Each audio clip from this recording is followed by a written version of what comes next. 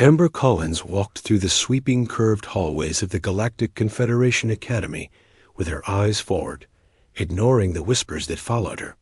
The massive structure of gleaming metal and living crystal housed students from over 300 different worlds, yet she remained the only human. Earth had achieved faster-than-light travel just 30 years ago, making humans the newest members of a vast interstellar community. The hallway widened into an enormous lobby, where students from across the galaxy gathered before classes. Some floated in anti-gravity bubbles, others slithered across specialized pathways, and many walked on various numbers of limbs. Amber's 2 legs and plain 5-fingered hands felt remarkably ordinary among the extraordinary diversity. Fleshwalker. Approaching, chirped a small avian being to its cluster of friends. They turned to stare at her with their large, unblinking eyes. Amber smiled politely and continued walking. After 6 months at the academy, she had grown used to being a curiosity. Earth's acceptance into the Confederation's educational exchange program was considered controversial. Many elder species believed humans were too primitive, too volatile for such advanced knowledge. Her translator device chimed with a reminder. Xenosociology, Amphitheater 7, beginning in 10 minutes. She adjusted course toward the central buildings, passing through a decontamination field that tingled across her skin. The amphitheater was massive, designed to accommodate beings of all sizes. Tiny hovering seats for microscopic intelligences floated near the front, while pool-like depressions filled with various liquids sat at the sides for aquatic species. Standard seating occupied the middle sections, with environmental bubbles for those requiring special atmospheres. Amber took her usual seat in the back row. She preferred it there, fewer beings turning around to stare at her. A few students nodded in acknowledgement as she sat down. Not friends exactly, but familiar faces. Her closest acquaintance, Vril, a 4-armed being with iridescent fur, raised a limb in greeting from across the room. The lights dimmed as Professor Zixvorn entered. The professor was impressive, even by alien standards, nearly 3 meters tall with multiple limbs that moved with precise grace. His scaled skin shifted colors as he spoke, a secondary form of communication among his kind. Today, the professor's voice resonated through translator devices across the room. We examine the psychological impact of warfare on developing civilizations. The massive screen behind him illuminated, showing the Confederation seal a spiral of stars connected by lines of light. We begin with our newest members, the humans of Earth, he continued, his scale shifting to a deep purple that Amber had. Learned indicated academic interest. Their civilization presents a unique case study in violent development. Amber felt her shoulders tense. She had been warned this lecture was coming. The Academy's curriculum didn't shy away from difficult subjects, and humanity's history of conflict was considered a fascinating anomaly. Unlike most species who developed space travel after achieving planetary peace, humans reached for the stars while still engaged in regional conflicts, Professor Zixvorn explained.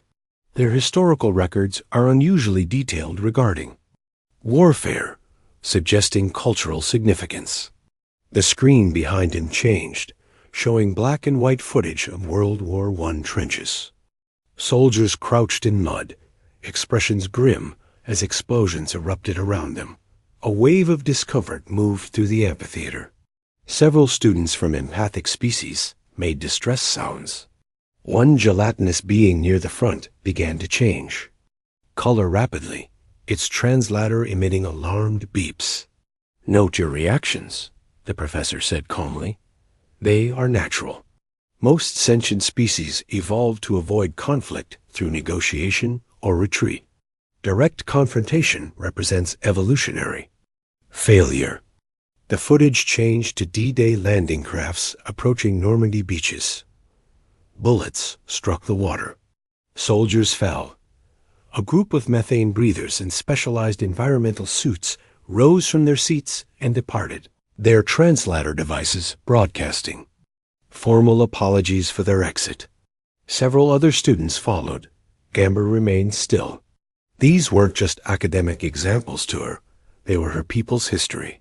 Her great-grandfather had fought at Normandy. His stories, passed down through her family, had helped her understand the complex reality behind the grainy footage. The screen changed again, showing more recent conflicts. Desert warfare, urban fighting in shattered cities, humanitarian interventions. In disaster zones. By now, nearly a third of the class had left. Those remaining were visibly disturbed appendages trembling, breathing apparatuses working overtime, skin and scales changing to colors that Amber had learned signified distress or revulsion. Professor Zixvorn paused the footage. This reaction is both expected and informative. Most species in this room evolved on worlds with fewer apex predators and natural disasters than Earth. Your discomfort with direct confrontation is an adaptive trait that served your ancestors well. His compound eyes swept the room, finally, settling on Amber. Yet I note our human student shows minimal distress response. Fascinating. Every remaining student turned to look at her. Amber felt her cheeks warm, but she kept her expression neutral. Perhaps, the professor continued, his scales shifting to a curious yellow-green, she would care to explain this resilience. Amber hadn't expected to speak today. She slowly stood, aware of the hundreds of alien eyes focused on her. We don't enjoy violence, she said clearly, her voice sounding small in the vast space. These images aren't entertainment to us. They're lessons.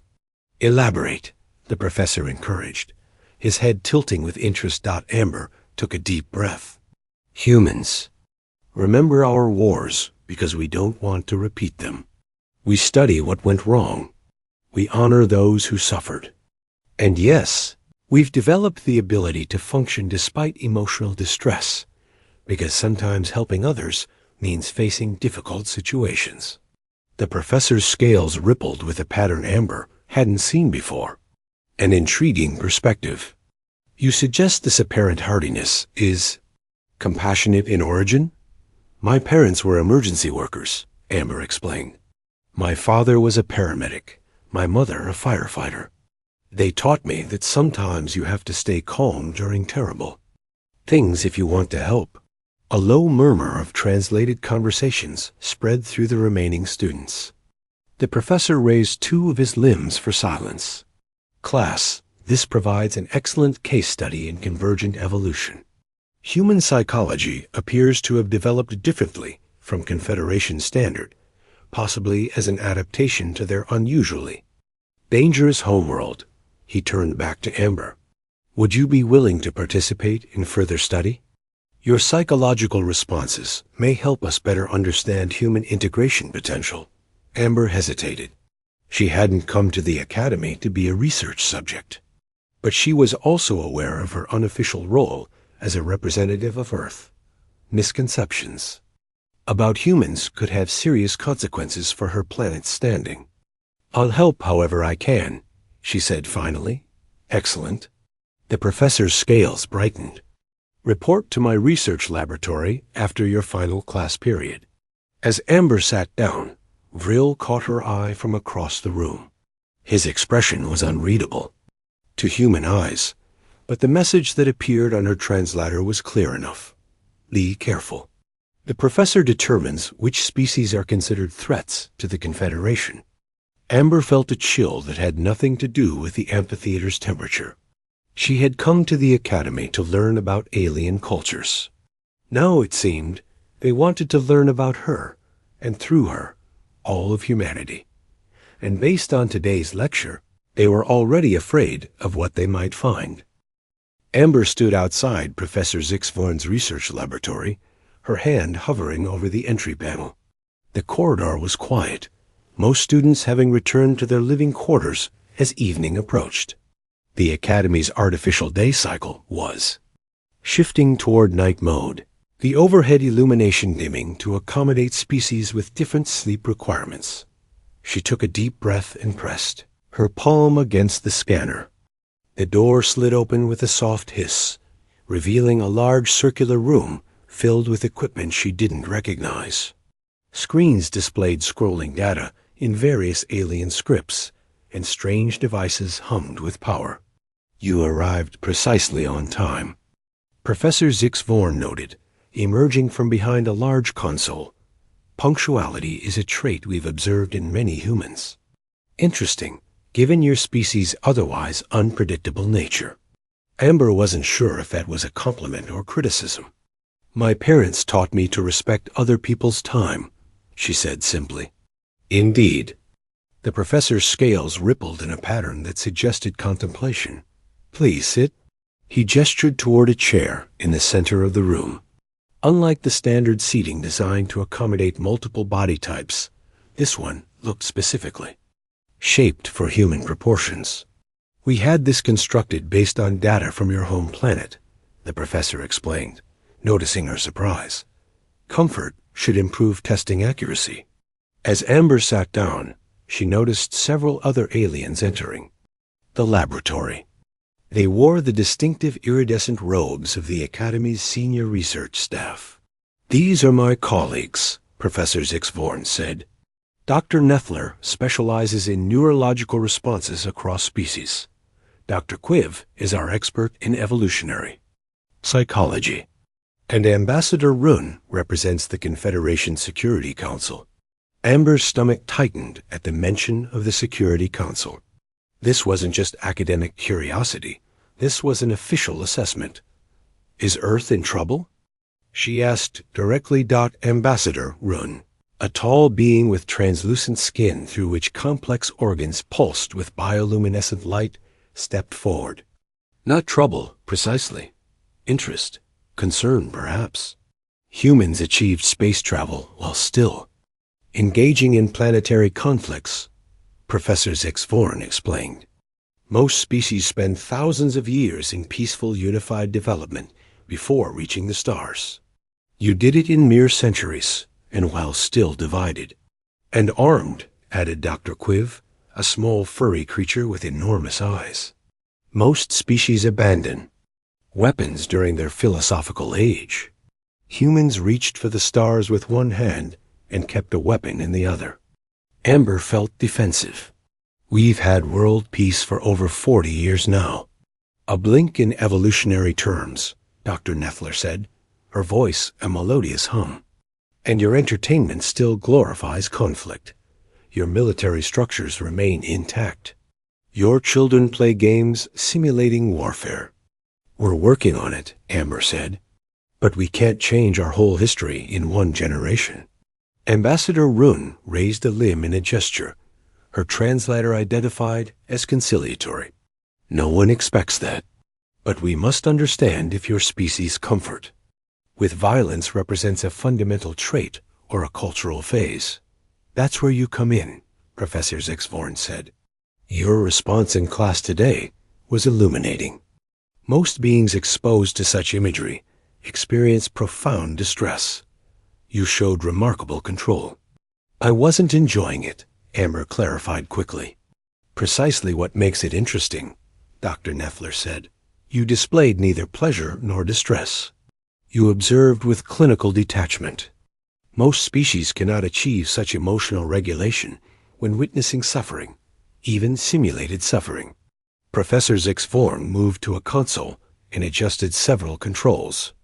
With your permission, we would like to conduct a series of tests. Nothing invasive, merely observational. We will show you various scenarios and monitor your responses. Amber hesitated. What kind of scenarios? Conflict situations, emergency responses, stress tests. The professor's scales shifted to a reassuring blue pattern. Nothing you would find harmful or offensive by human standards. Amber thought of Vrill's warning. The professor determined which species were threats. If she refused, would it confirm their suspicions about humans? If she participated and reacted wrongly, would it be worse? Will this affect Earth's standing in the Confederation? She asked. Ambassador Run's internal lights pulsed more rapidly. Your candor is refreshing. Yes, potentially. All new species. Undergo assessment. Your unusual development path requires additional scrutiny. Amber straightened her shoulders. Then I'll do it. Not just for me, but for everyone back home. The tests began immediately. The chair reclined slightly, as sensors extended from hidden compartments, hovering near her head, but not touching her. The main screen in front of her lit up with a neutral gray color. We'll begin with baseline readings, Dr. Nethler explained, attaching a small device to Amber's wrist. This monitors your biological responses. The screen flickered to life, showing a series of images. A beautiful landscape, a geometric pattern, a table of numbers. Amber watched calmly, understanding they were establishing normal reactions. Then the images changed. A building collapsed, while people ran. A vehicle accident with injured victims.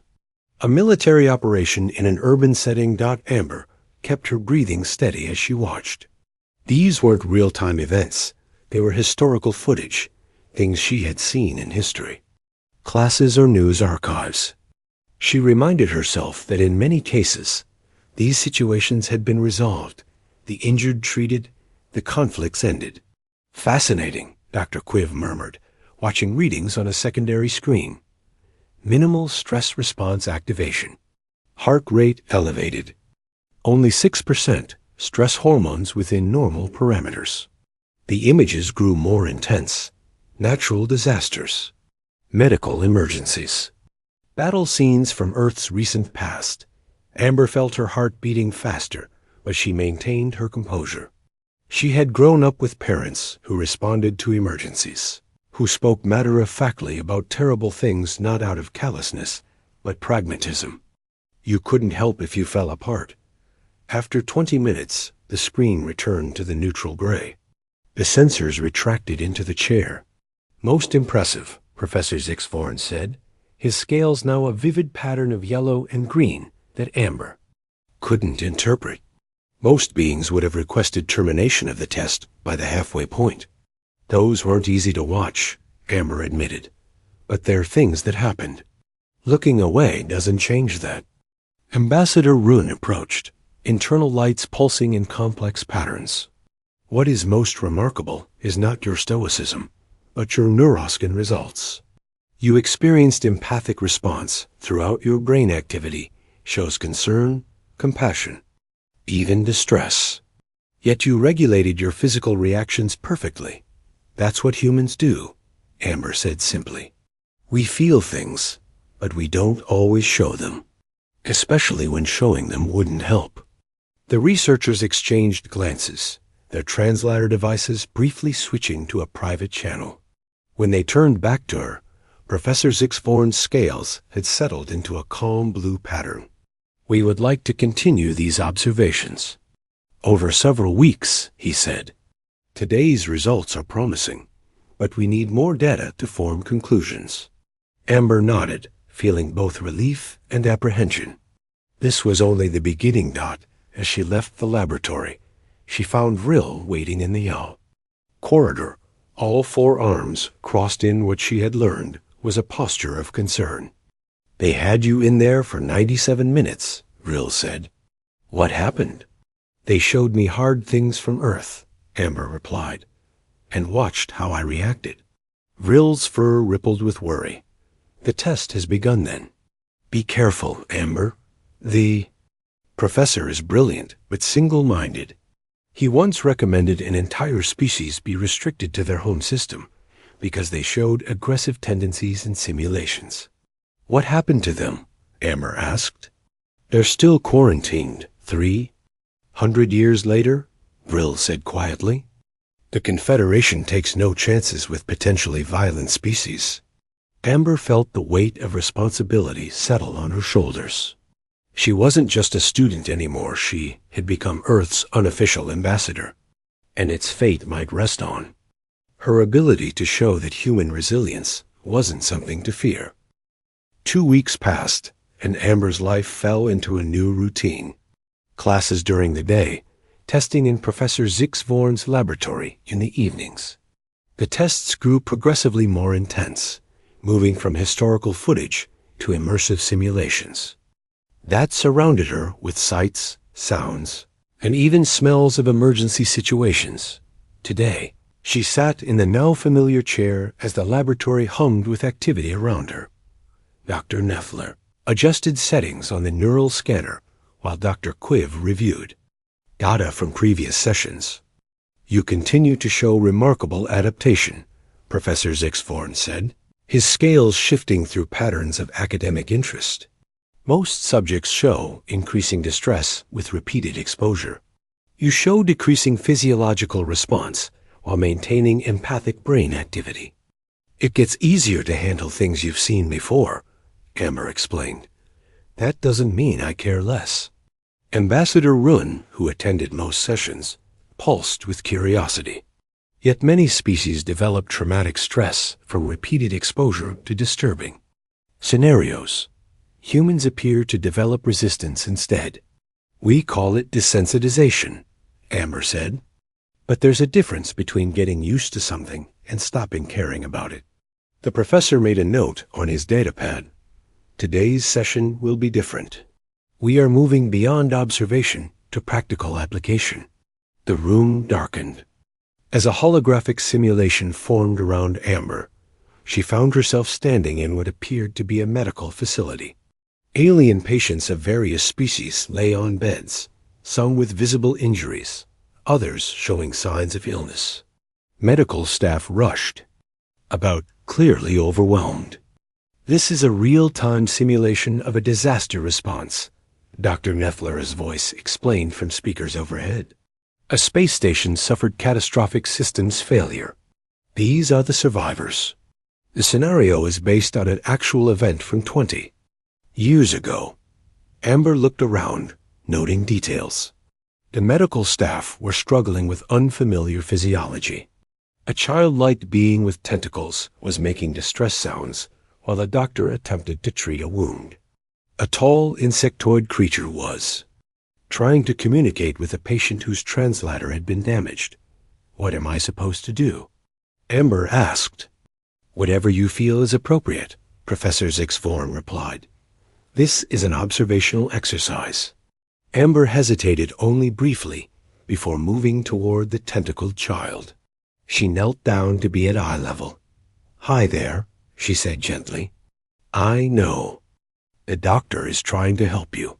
Can you show me where it hurts?" The simulation was remarkably realistic.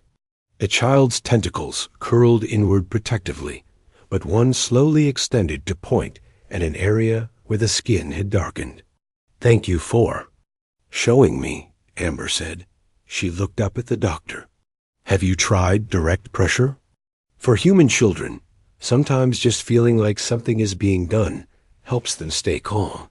The simulated doctor seemed to consider this, then applied a compression device to the area. The child's distress sounds diminished. For the next hour, Amber moved through the simulation, not performing medical procedures herself, but helping bridge communication gaps, calming patients, organizing supplies, and suggesting approaches based on her knowledge of human emergency responses. When the simulation finally faded, Amber found all 4 researchers watching her with intense interest.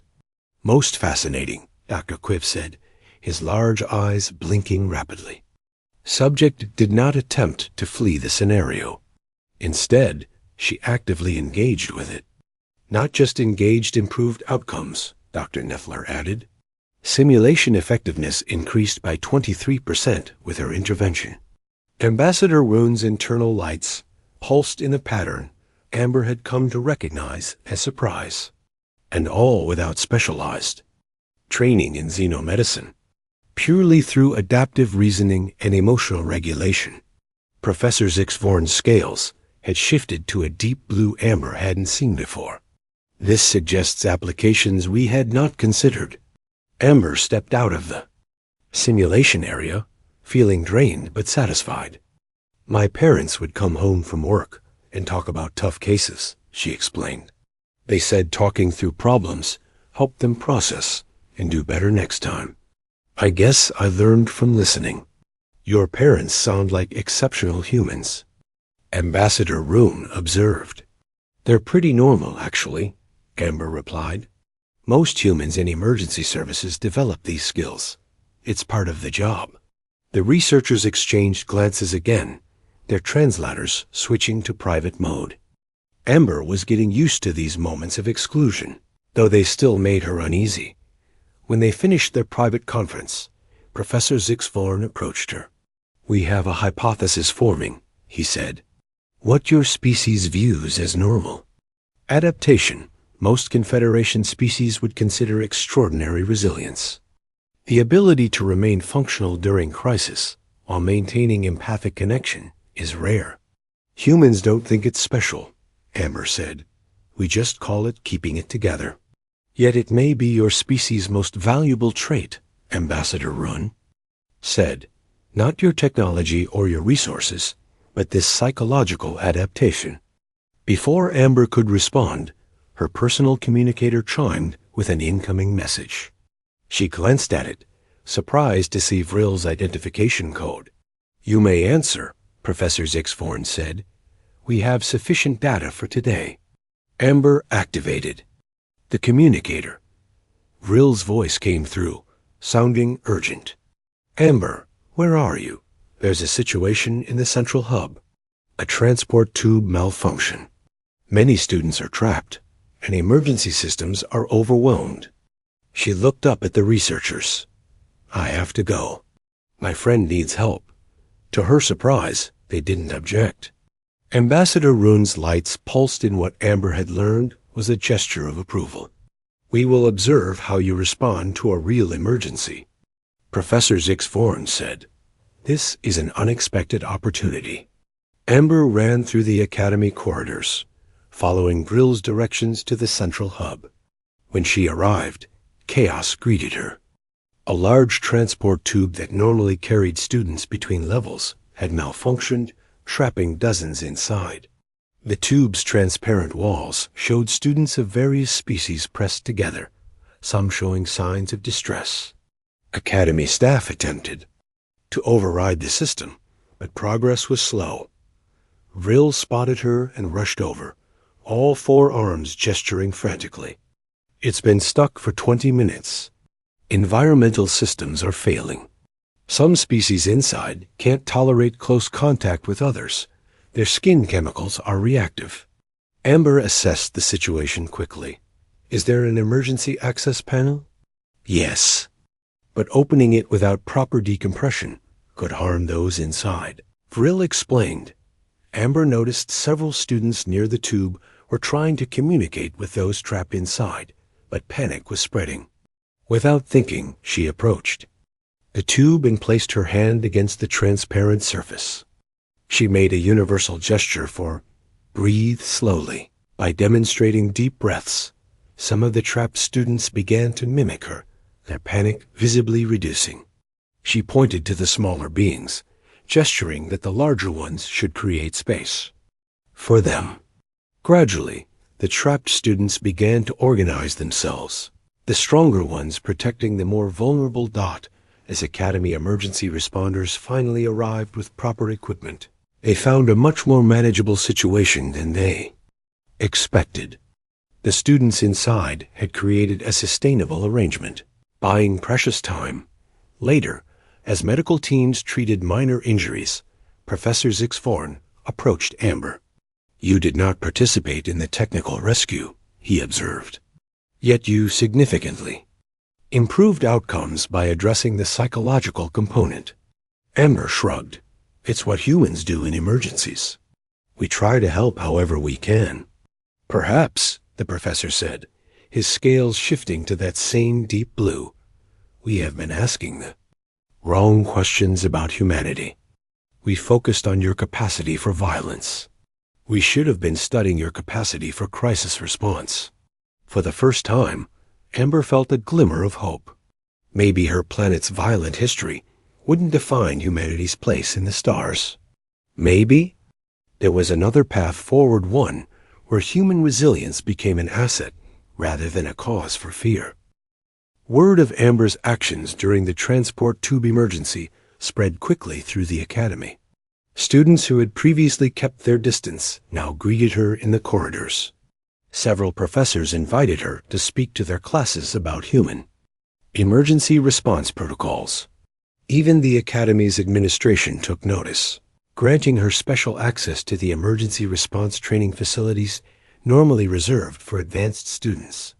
3 days after the incident, Amber received a formal summons to appear before the full Confederation Security Council. The message arrived during her xenobiology class, causing a stir among her classmates. "This is unprecedented," Vril told her as they left class together. All 4 of his arms gestured with excitement. First-year students don't get called before. "The council? Ever? Is that good or bad?" Amber asked, trying to keep her voice steady despite her nervousness. Vril's fur rippled in the pattern that indicated uncertainty. "It could be either. The council makes decisions about species classification. They determine everything from trade rights to travel restrictions." Amber thought about Earth, still so new to interstellar politics. Humanity had barely established its first off-world colonies. They were vulnerable. "When do I have to appear?" she asked. "Tomorrow morning," Vril replied. "I'll help you prepare. My parent serves as a minor diplomatic aide to the council. I know the protocols." That evening, Amber and Vril sat in her small dormitory room, reviewing council procedures. Her room was one of the few designed specifically for humans, with standard gravity and an oxygen-nitrogen atmosphere. Most of her alien friends could visit only briefly before needing to return to their specialized environments. "Remember to wait until all council members have acknowledged you before speaking," Vril instructed. "There are 17 representatives from the founding species. Each will signal recognition in their own way." Amber practiced the formal greetings for each species, struggling with the clicks and whistles required for some. Vril was patient, correcting her pronunciation until she got it right. "What do you think they want from me?" Amber asked finally, setting aside the practice scripts. Vril's fur stilled, a sign of serious consideration. "I believe they are reconsidering humanity's classification. Currently, Earth is designated as a developing world with restricted access. If that changes, it could mean more opportunities for humans in the Confederation or more restrictions." Amber barely slept that night.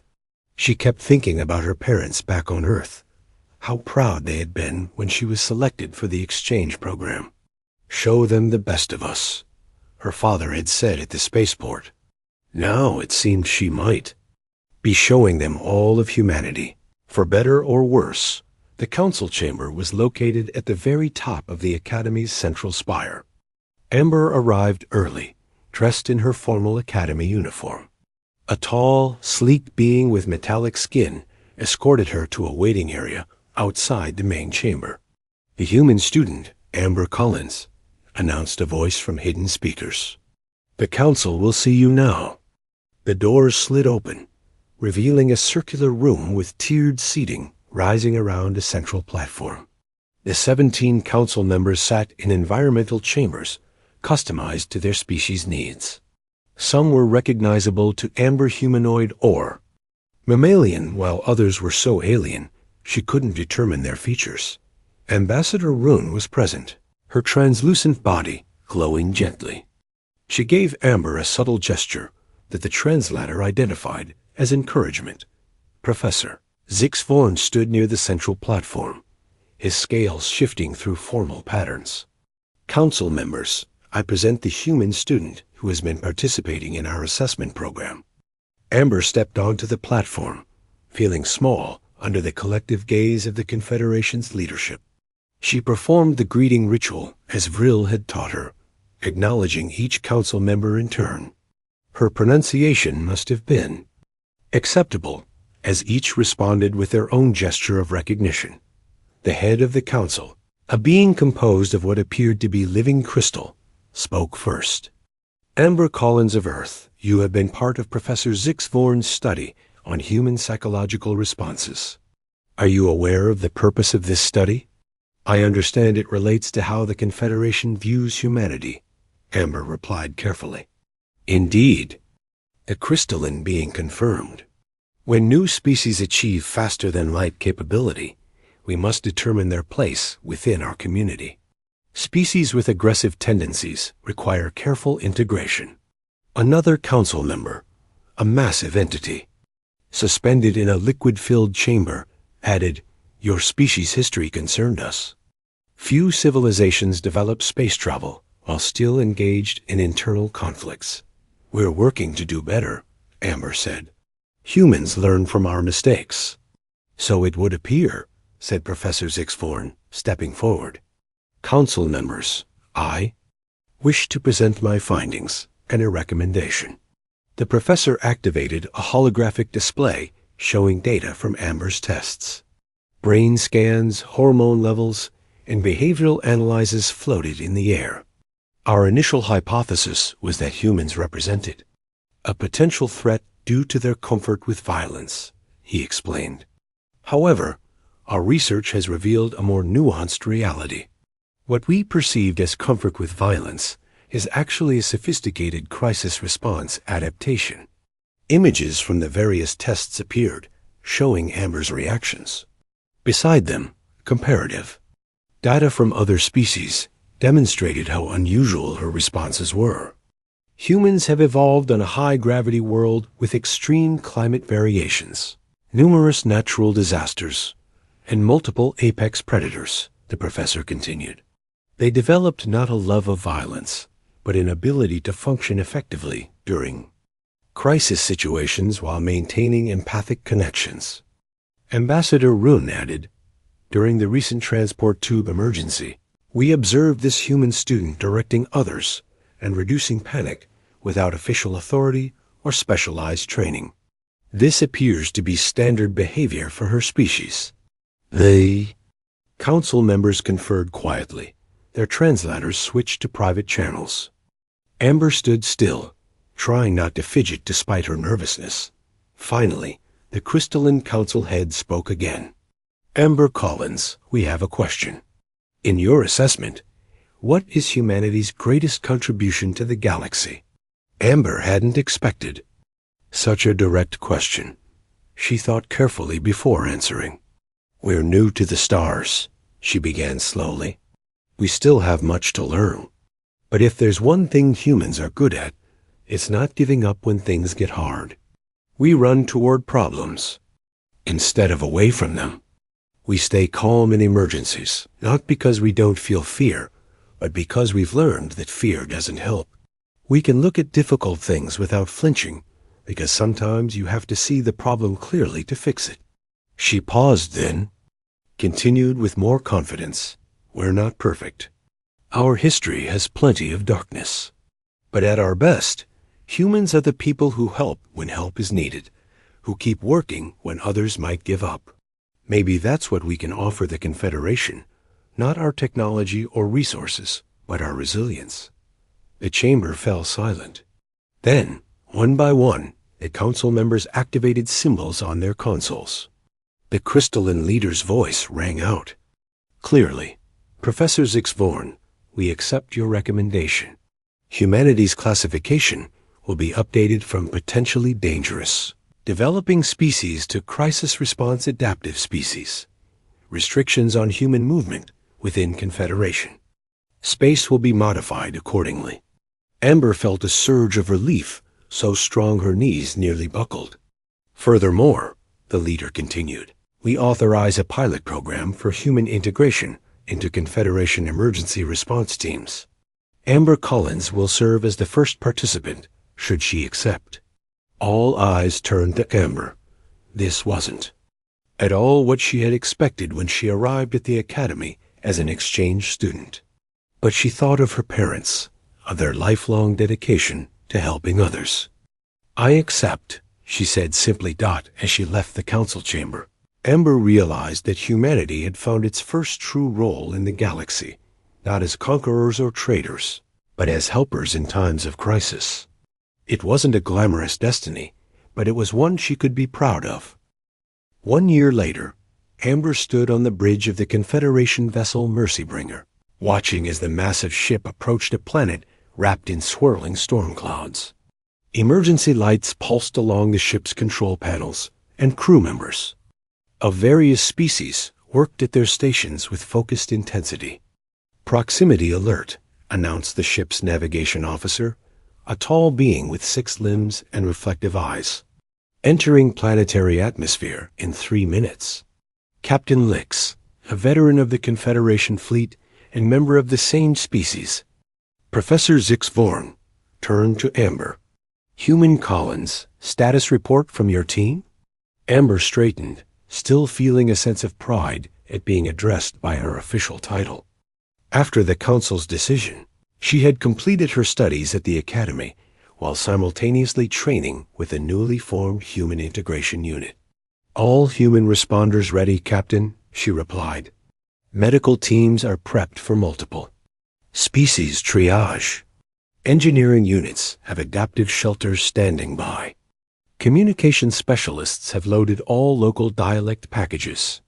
The captain's scales shifted to a pattern indicating approval. Excellent. Your team's preparation standards continue to impress. Amber had returned to Earth briefly to help recruit the first official human contingent to the Confederation Emergency Response Force. 24 humans now served aboard the Mercybringer, each selected for their experience in disaster response and their psychological resilience. They worked alongside nearly 200 aliens from 30 different species, creating the most diverse rescue team in Confederation history.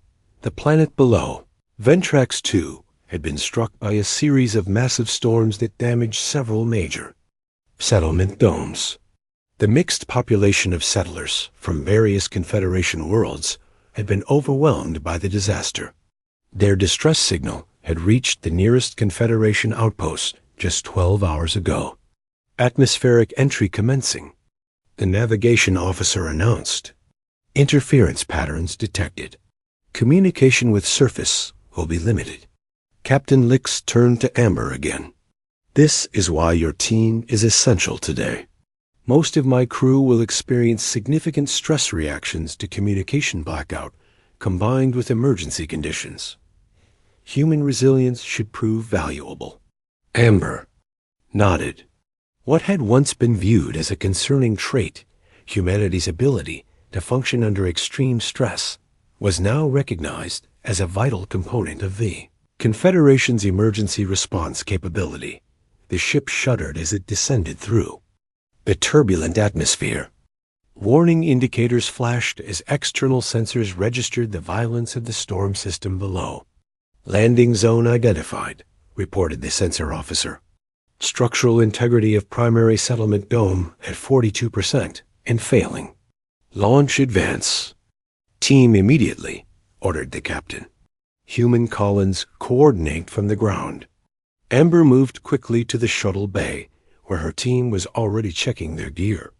Katie and Ben, both former search and rescue specialists from Earth, led the first response group. Alan, who had been a combat medic, headed the medical unit. 6 other humans and 12 aliens from species known for specific useful abilities made up the advanced team. Remember the protocols, Amber told them as they boarded the shuttle. Humans take point in high-stress zones. Our alien colleagues handle specialized tasks where their unique capabilities are needed. We work together. We adapt to conditions. We save lives. The shuttle launched, dropping rapidly through the storm toward the surface. Through the viewport, Amber could see the damaged settlement domes, massive transparent structures designed to maintain habitable conditions on the otherwise inhospitable planet. Several had significant breaches, with emergency force fields struggling to maintain pressure. When they landed, chaos greeted them. Settlers from a dozen different species rushed toward the shuttle, many showing signs of injury or environmental distress. The team's translator struggled to keep up with the panicked communications. Amber stepped forward, raising her hands in a universal gesture for attention. She spoke clearly, letting her translator convey her words to the crowd. "We are Confederation. Emergency response. We're here to help. Please organize by species type for medical assessment." To her surprise, the crowd began to comply almost immediately. Later, she would learn that her calm demeanor amid the crisis had a profound psychological impact on the settlers. While their own species' emergency responders might have shown visible distress or hesitation, the human team's steady presence provided reassurance. For the next 72 hours, Amber's team worked without rest, moving from one damaged dome to another. They evacuated the most vulnerable, reinforced failing structures, and treated injuries. The humans rotated shifts but never fully stood down, maintaining a constant presence in the most dangerous areas. When the main Confederation fleet finally arrived with additional resources, they found a disaster zone that had been transformed into an organized relief operation. The human team had established triage centers, repair protocols, and even begun cultural integration activities to prevent conflicts between stressed settlers of different species. Admiral Venn, the fleet commander, requested a meeting with Amber after surveying the operation. "I've responded to 17 planetary disasters," the Admiral said, her tentacles rippling with what Amber had learned to recognize as admiration. "I've never seen initial containment this effective." "My team just did what humans do," Amber replied simply. "That's precisely the point," said a familiar voice. Amber turned to see Professor Zix Vorn entering the command center. What humans consider ordinary, the Confederation finds extraordinary. The professor had been appointed special advisor to the Human Integration Program after his recommendations to the Council. He had traveled with the main fleet to observe the program's first major deployment. "The Council will be most interested in my report," he said, his scales shifting to bright patterns of academic excitement. "Your species has exceeded even our revised expectations." Later that evening, as the relief operation transitioned to recovery phase, Amber found a quiet moment to send a message back to Earth. Her parents would want to know our first major mission had gone. As she recorded her experiences, she realized how far things had come from that day in the xenosociology class when alien students had fled the room while battle footage played. The Confederation had feared humanity's apparent comfort with violence. They hadn't understood that what looked like indifference was actually adaptation, the ability to function despite distress, to help despite fear. "We found our place," she said into the recorder. "Humans are becoming known as the species you want beside you when things go wrong. Not because we're fearless, but because we can be afraid and still do what needs to be done." When she finished recording, Amber looked out the viewport at the storm-ravaged planet. The repair crews were visible in the distance, humans working alongside beings from across the galaxy. In the xenosociology class that started it all, Professor Zix Vorn had shown battle clips to demonstrate humanity's dangerous nature. He hadn't realized he was actually showing their greatest strength, the ability to face difficult things without flinching, not out of coldness, but out of determination to help. The girl who hadn't flinched at battle footage had helped humanity find its purpose among the stars, not as conquerors or warriors, but as the ones who ran toward trouble when others ran away, as the ones who could look unflinchingly at problems that needed solving, as the helpers the galaxy didn't know it needed. And that, Amber thought as she returned to her duties, was something to be proud of.